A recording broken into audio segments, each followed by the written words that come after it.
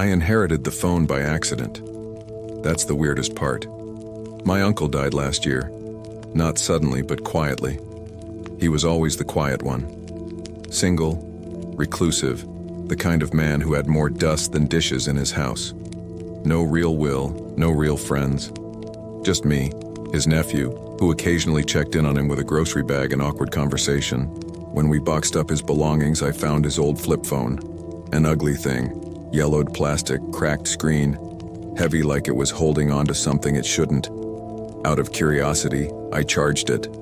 Not for sentimental reasons, I just didn't expect it to work. But it did, and that's when I saw it.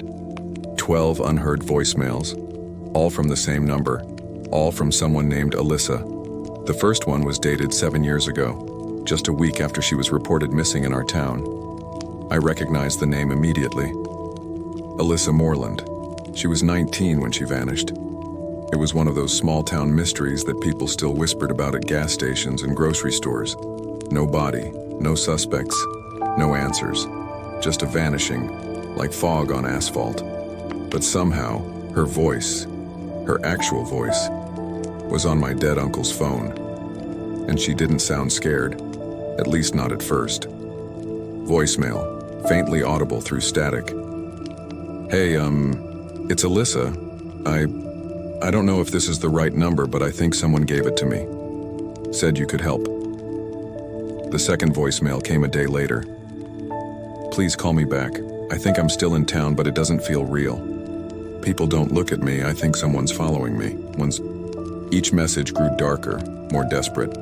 She talked about rooms that changed layout, a door that disappeared, street names she'd never heard of, in a town she'd grown up in. Her final message: I think I'm still in the house. I tried to leave, I did. But every door leads back to the same room. You have to answer, please. I'm leaving this voicemail from inside your house. I dropped the phone. Literally dropped it. Something about her voice, not just what she said, but how she said it, hit a part of me I didn't know was still raw. I remembered the day she went missing, vividly, because I saw my uncle that day, sweaty, paranoid, and jumpier than I'd ever seen him. And I never put it together until that moment. What if she had been in his house? And what if she never left? Pause. Silence and tension build. For the next 2 days, I didn't sleep. I replayed the voicemails over and over. I cross-referenced the dates and times. Every one of them was made during a year when my uncle almost never left the house, when he became increasingly erratic. I went back to his place. It had been cleared out, empty, quiet. Except there was one room I never remembered being there before. Downstairs, behind the furnace, the door was ajar, and on the other side of it was a small, windowless room. No furniture, no markings. But on the wall, scratched into the drywall, were 3 words: answer the call. I stood there, not breathing. Then the phone in my hand, the same old flip phone, rang, and the caller ID just said one thing: Alyssa, now. I was in the middle of a completely normal Thursday when the voicemail came through. Just a red badge on my phone. One new message. I wasn't expecting anything. But when I played it back, I heard a voice I hadn't heard in 7 years. Hey, it's me. I don't have long. But if you get this, please don't come looking for me. It's not safe anymore. Not for anyone. It was Sarah. She vanished in 2018. She was my college roommate, and for 3 years we were nearly inseparable. She was the one who'd hand me water when I was crying from heartbreak. The one who'd always split her fries with me, even when she swore she was on a diet. And then one day, she disappeared. No note. No warning. She just never came home from a shift at her bookstore job. The police found her phone ditched in a parking lot 2 towns over, and that was that. Her family fell apart. Her boyfriend spiraled. The rest of us moved on, or tried to. Until now. I stared at my phone like it had burned a hole through reality. The call had come from a blocked number, no caller ID. I checked the metadata. There was none. Just a timestamp. 3:07 a.m. But the voice was unmistakable. I listened to it over and over, not because I doubted it, but because it scared the hell out of me. The desperation in her voice, the breathlessness, like she'd been running, and the weird sound at the end, like static, but also like someone whispering through a wall. I told myself it was a prank. It had to be. Some sick joke. But the more I listened, the more I knew it was her. I didn't sleep that night, or the next. By the third day, I was driving back to the town we went to college in. Not to look for her exactly. I told myself I was just retracing old steps, finding answers, maybe finding peace.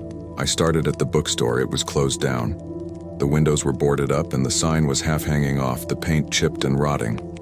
A woman from the bakery next door told me the owner vanished too, a few years after Sarah. "Place is cursed," she muttered. "Don't go poking around there, honey." I did anyway.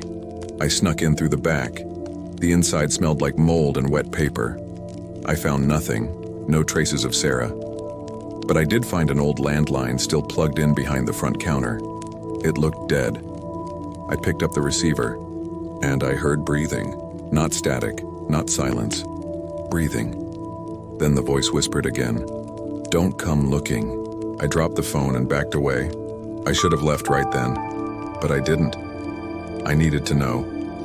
That night I checked into a cheap motel outside of town. Around 2:50 a.m., my phone lit up. Blocked number, incoming call. I didn't want to answer, but my fingers moved on their own. I heard footsteps, someone running. Then Sarah's voice again. "They see everything. They hear through wires, through signals. I'm not." Then static, loud and violent. Then something else. A second voice. One that didn't sound human, like it was mimicking speech, like it was trying to sound like a person but didn't quite know how. Then the call ended, and my hotel room lights went out. Everything after that is fog. I remember waking up on the floor, phone dead, door locked from the inside. And someone had written a message in the condensation on the mirror. "You were warned." I went home the next day. I changed my number. I moved cities. That was 2 years ago. Every few months I get another message. Always from a blocked number. Always in the middle of the night. Sometimes it's her. Sometimes it's not. I don't know where Sarah is, or what took her, or what she became. But I know this. The missing don't always want to be found. And some voicemails should never be played.